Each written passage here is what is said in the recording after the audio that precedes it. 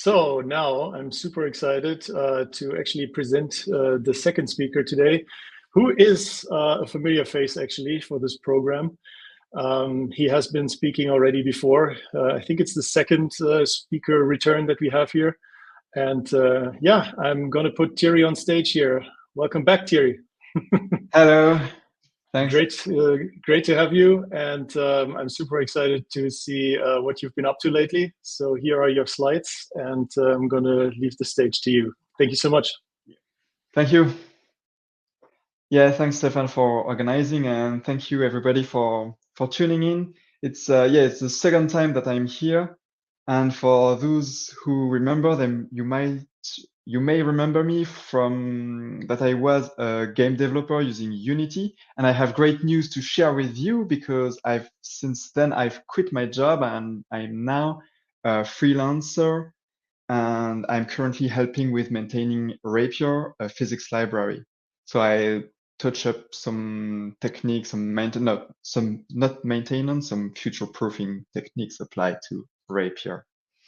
So Rapier is a physics engine, and what is a physics engine? It's about shapes colliding, sliding, and constraints being applied, like rotation constraint, positional constraints, and stuff like that. And there's also a whole scene querying things to shapecast, raycast, and stuff like that.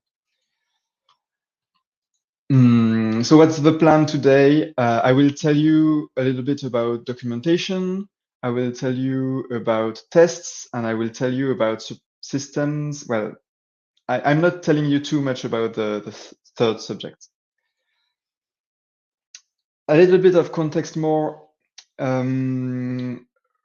So Rapier is a Rust crate about physics, so you can use it as a Rust dependency, but you can also use it as in JavaScript because we have official bindings for it. We have official bindings for Bevy, and also like semi-official bindings for Godot. It's made by a community member, but the documentation are live on godot.rs and godot.rapier.rs, which is our domain name. So it's like semi-unofficial thing. So yeah, check it out if you're interested in that. Our first subject is documentation maintenance. So if you want to learn about Rapier, the most effective resource is probably rapier.rs, our website. And it's not docs.rs. It's a custom, it allows us to have custom rendering, but it also brings some difficulties, like, is this compiling? Yeah, to better understand the subject, let's go into how it works. So Rapier.rs uses Docusaurus. It's a static site generator made by Meta, Facebook.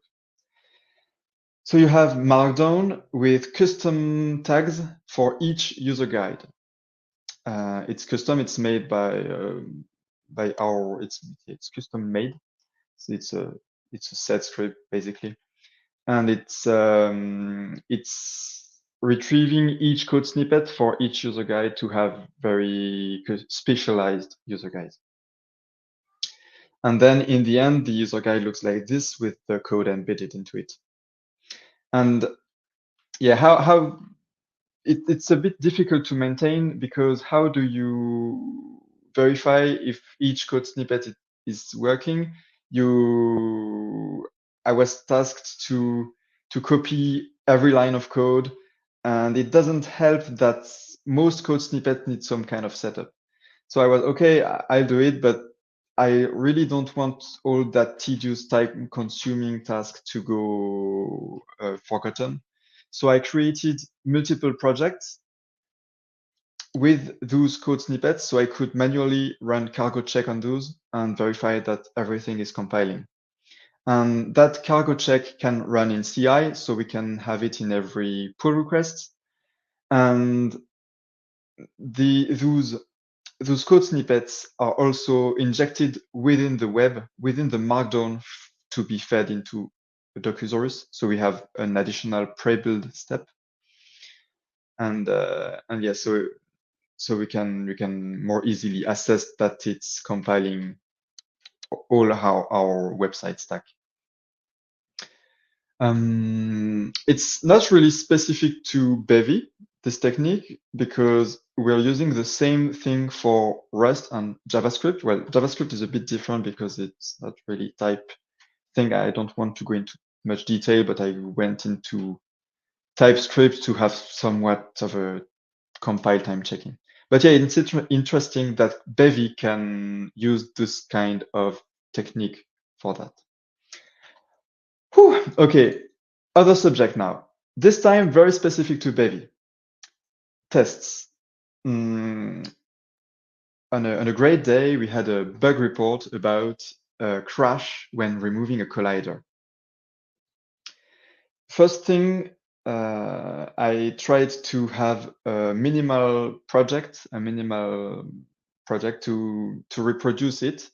So you can see here it's quite small.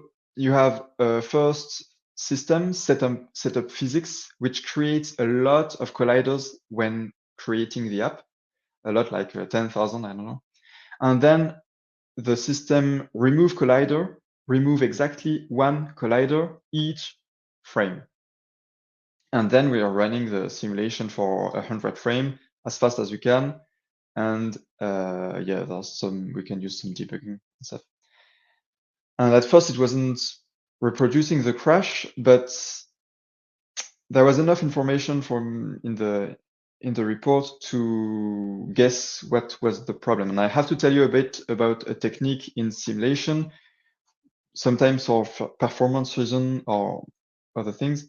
You're not simulating the world every frame. You're simulating the world, rendering the world, rendering the world, rendering the world, then simulating the world, then rendering, simulating, rendering, simulating. I don't know. You get it?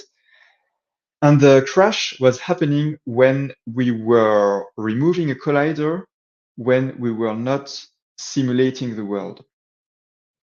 And with those line of code, what they do, this code snippet with manual duration, it's like hard coding, it's faking a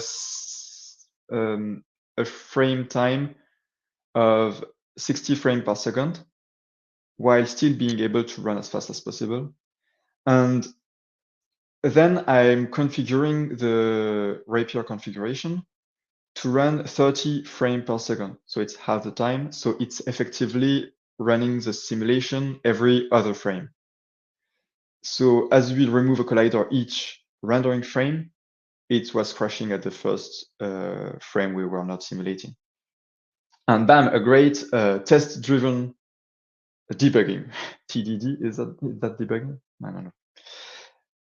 But yeah, and that's very interesting to be able to quickly have a very focused test with Bevy. It's the power of modularity, as Clark was telling you earlier about that. And yeah, you can add quick debug lines, and you can also fire a debugger. And that's when I fired the debugger and went into the deeper stack frames of the program that I could debug it fast. And I won't tell you about how I debug or the exact fix because it's less interesting than the test, in my opinion. But you can check it if you're curious. Now that's our last subject. It's about systems. So systems are a piece of logic running on data. It's reading or writing data or both. Well, but I don't want to tell you about systems. I want to tell you about system ordering. So every Bevy app has schedules, and which are responsible for providing a rough execution plan for the systems. But I don't want to tell you about ordering. I want to tell you about systems ordering ambiguities. That is when the schedule don't have enough information to know if a system A runs before system B. So they will choose at random to the order.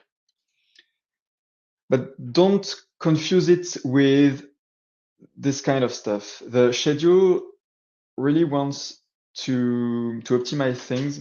So if it can, it will be able to run systems in parallel. if they are not, if they read the same component, it's not, it's not a problem to run them in parallel.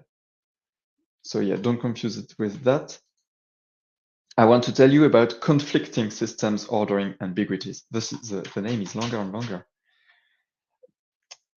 So if I have a system which reads a component X, system A reads component X, but system B is writing component X. So those systems will be conflicting. It's kind of like the borrow checker rules, if you may. And it leads to bugs difficult to track because you can have a lot of bugs, but one that I'm familiar with is one frame delay. When on one frame, there is a system which writes on a component, and then the other system is reliant on that first system to have up-to-date information, and it can lead to, I don't know, mostly the rendering, stuttering, and stuff like that. And to fix that, you can order your system. But again, I don't want to tell you about how to fix that. I want to tell you about how to debug. So conflicting systems ordering ambiguities, debugging. For that, I recommend you the create Bevy mod debug dump, which outputs this kind of graph. It uses graphviz.graph. And you can see the execution, the rough execution graph of those systems. And why is it important when debugging ambiguities? There is a built-in rendering for ambiguities. Here you can see that there may be one frame delay on the animate targets and inherit weights. On a given frame, you probably want your animation to have the correct morph weights applied to them. So yeah, it's probably missing something. And by the way, this is from Bevy official default plugin at the time I wrote those slides. You can check it out at this URL. It's made by the same author as Bevy mod debug dump. It's an online snapshot of default plugins. And you can see here that there is a few ambiguities, and it can be overwhelming. So these kind of systems ordering ambiguities are sometimes not too easy to debug, and having tools like this are very important. But if you're overwhelmed by the engine, by Bevy's ambiguities, it's difficult. So I created the pull request to Bevy to have a non-regression test to avoid making it worse. And since then, Alice came in, thanks Alice, and reduced all those conflicting systems ordering ambiguities to almost zero. So thank you, Alice. And oh, by the way, I'm making a Bevy themed physical card game, but again, I don't want to tell you about that today. I can focus on fixing my ordering ambiguities. The title is too long. But yeah, I will go back to that. That's it. Thank you.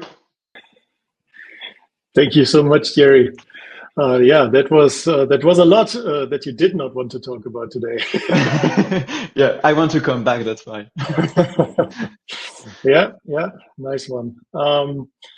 So yeah, we have. I see two questions here. So let me start with the first one. What do the arrow colors mean on the chart that you showed? I guess it's selected at random.